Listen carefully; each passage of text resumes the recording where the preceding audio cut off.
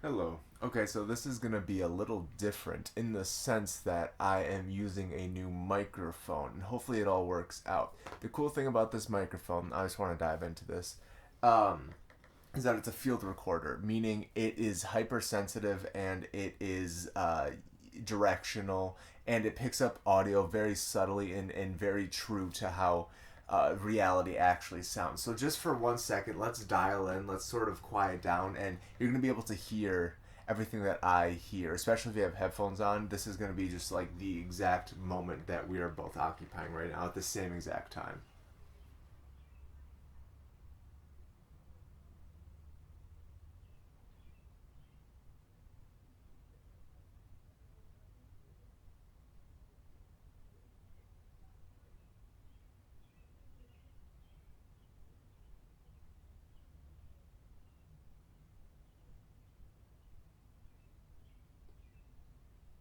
So yeah, just a little cool something.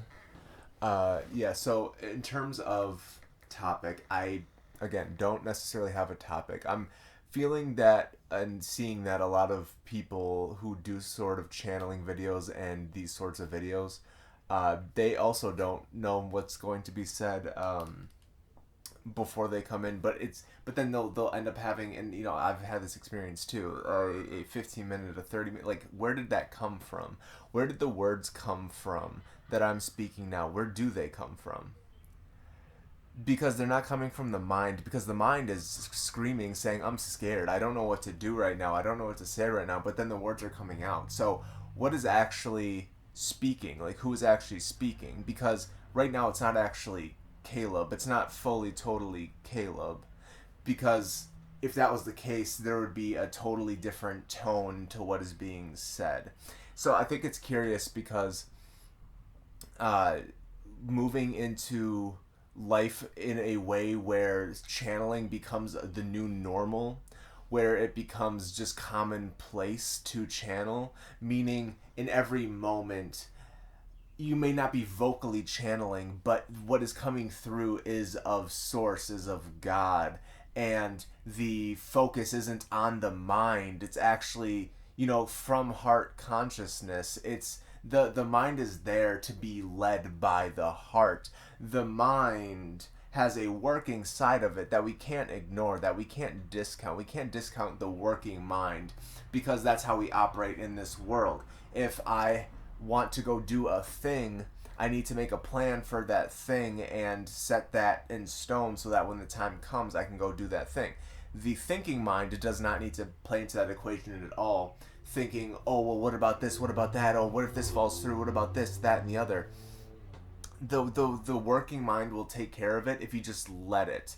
If I'm planning a trip, that could be on the radar for me, and it could very well be on the radar for me, is planning a trip. I don't need to worry and stress it, but this is like 4 months away.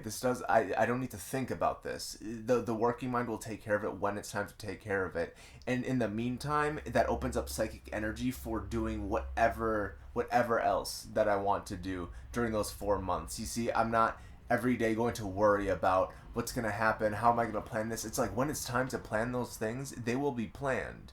But it's not going to be thought about, thinking. It's just going to happen. The mind will do what it has to do. The mind is very powerful. It is a very powerful tool for like imagination and visualization and for bringing manifestations to life. But if it's just the mind, from the mind thinking, I want to do a certain thing, I want to do a specific thing, then we're getting the ego involved. But if this thing sort of happens to come along and there's excitement within the body, not just the head, not just the mind, not just internally, but like if the body, like, that you're hitting a sort of vein of excitement, if your body feels excited, like I just purchased some concert tickets for Watsky, one of my favorite artists for like close to 15 years now. And when I was purchasing these tickets, it was like my body was like shaking. It was like just there's so much built up excitement that like and it happened so happenstance too. It's like synchronicity, divine timing. It happened so happenstance where I just happened to open up my music app and saw a notification. Let's click that notification. Watsky uploaded a new video. Okay, cool. I watched that video. I'm vibing with it. I like it a lot. And then at the end, the tour pops up, and I'm like, okay, that's curious. Let me go see like if there's an area that he's coming to town by me. And yeah, there's one close enough where it's like feasible for me to go there. So I say that because it's none of that was the thinking mind. I didn't think, oh, I want to do something exciting right now. It just excitement kind of came along, and I let the working mind do its thing because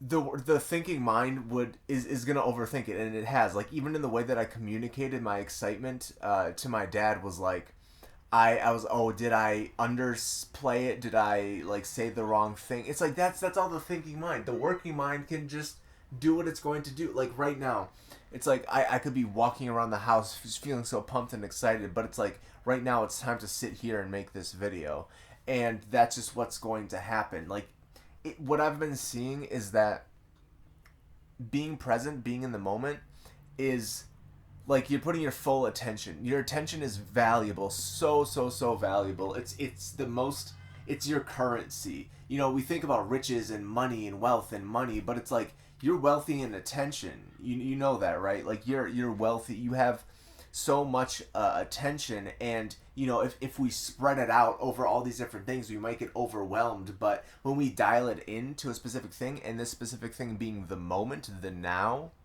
if we focus the energy into the now, it's like what else is there? Like what everything else is fictitious. Is like anything of the world is like, you know, even sometimes focusing on excitement is still just focusing on a feeling. But if we're focusing on the now, the total now, the holistic now, not just that excitement in our head and we're thinking about it, that's going to make us more present. And it's not like I'm make you more present like a mandate. Like that's the thing is I'm hesitant about prescribing mandates. Like you have to be in the now to be more present. Like that's just setting the mind up for reeling, and the thinking mind to go crazy thinking, oh, okay, but what if, because a lot of these times it's like I'll hear these things and like you have to do this to become awake, to awaken yourself, to become enlightened. And it's like, oh, shoot, I have to do those things now. But it's like, dog, I've been doing them for like years now. Why do I have to all of a sudden start over? It's like just recognizing that there is nothing that you have to do. There's nothing that you absolutely have to do to get to any specific place that your mind picks out. Do you see that? Like, whatever your mind picks out. So what I heard was, it's nice, and I think this was from Bashar. Daryl Anka, I want to say that's his name, but was speaking about I just lost my train of thought trying to, man, that would have been really cool though. Anyway, yeah, he was channeling. Yeah, that's that. You know what? I'm gonna let that go right now. I'm gonna let that go. I'm not gonna have the thinking mind get stuck on that. But anyway, it's just this life is just opening up to be heaven on earth.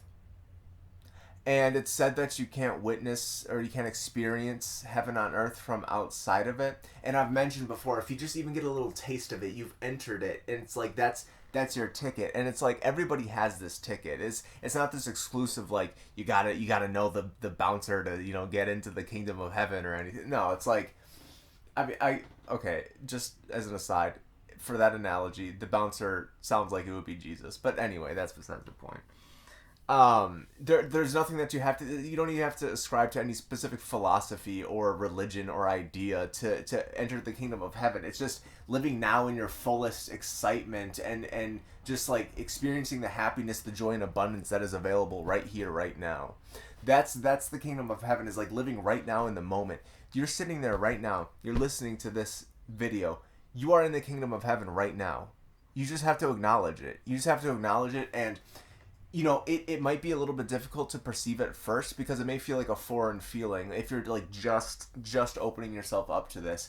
But it's like a muscle. It's like anything else. It's like dipping your toe in the water and, oh, that's icy cold, I don't want to go in there. But then it's like you if you like submerge yourself, if you go in, you'll start like warming up, and you might start with like, okay, it's up to the knees now, okay, it's up to the waist, it's up to the chest, and like ease your way in, and like be able to contain and sustain more and more of this high vibrational energy, because there's like a phasing out of the lower vibrational stuff that's within.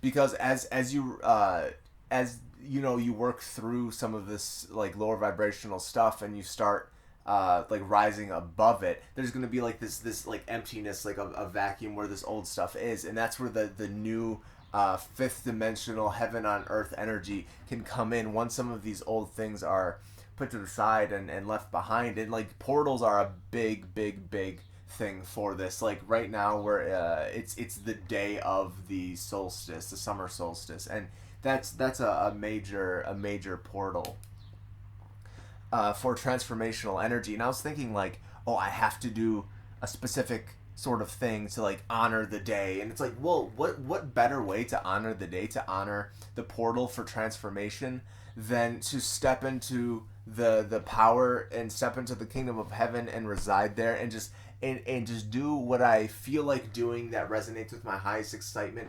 What better ritual, what better ceremony is there than just living life in the present moment, in the now, not distracted by any of this superfluous, just extraneous stuff, just being in the present moment, and just living and just being and just enjoying, like sitting here. Like there's nothing more. There is nothing more. The thinking mind wants more. Oh, I should be doing this, I should be more productive. Productive where? For what? To do what? What are you doing? Like what are you like? There's practical stuff. Again, there's practical stuff like planning for some sort of success, but it's like the visualization. So I just remembered what I wanted to say earlier. The visualization, it'll get you to a place where you're in that vibrational energy, but the actual outcome doesn't have to look exactly like the manifestation, the visualization that you were doing. It's just to get you in the vibe of receiving that sort of energy, of being in that state. So yeah, I'm kind of wrapping this up. I'm tying up these loose threads because I'm running out of time here.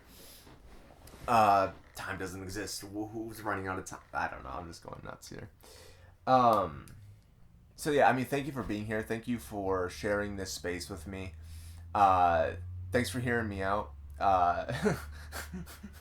Yeah, it's really cool to be in this space doing this. Like I get to do this. This is so cool. Like I've dropped a lot of baggage in allowing myself to do this, and it's expanding me so far to be sitting here making these videos, to express, to write things, to make music, songs, videos. Like just to express in all these ways is absolutely beautiful. And I mean, just yeah, pick any way that you can express, even if it's like sewing, or like going to the library, like basically whatever you are, like your soul is yearning to do, like just do that. You know what I'm saying? So, in any case, again, thank you for being here. I love you very much, and I wish and bless you and your loved ones with prosperity, abundance, well-being, good health, success, and love. So thank you. So it is. And I will talk to you later.